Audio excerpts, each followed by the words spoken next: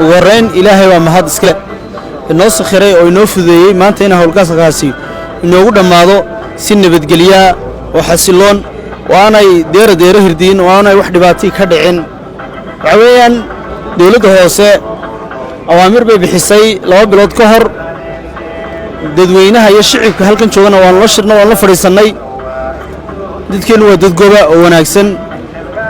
أوامر تبي ستوقعتين عيد الله عيد للدبي عيد الله عيد لتهابتي تون مشرتو وحنكو أمرنا شغالها دولته هوسة يعيد ماذا كل دوينة كهول قليبة أنا هل قفل دبين هل قفل حرين هل قفل دباتين وحنوش شاقني إنه operation kaasi iyo qorshahaasi uu ku soconayo si nabadgelyo saaka waxaan ugu soo toosnay halkan iyadoo qof walba amarkii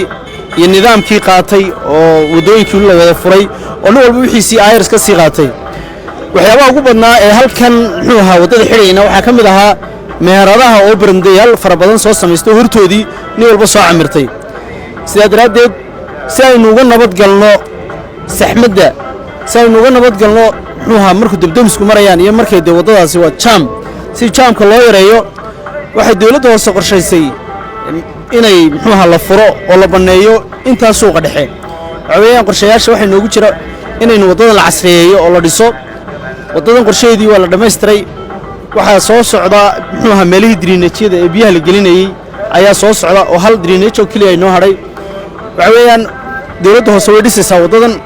ayaan dhowna waa dhamaystirmaysa haddii la yiraahdo sidaa daraadeed waa in la sii baneeyaa wadada si loo dhiso oo loo qurxiyo oo loo nadiifiyo